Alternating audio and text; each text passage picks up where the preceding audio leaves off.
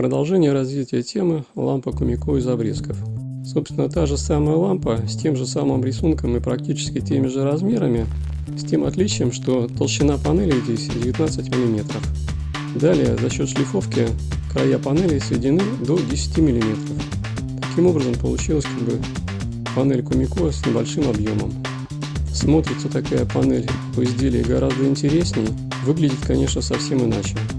Весь процесс показывать видео не стал, показал только самое основное. Кому интересно, как это сделано, можно посмотреть прежние видео лампы Кумико из обрезков.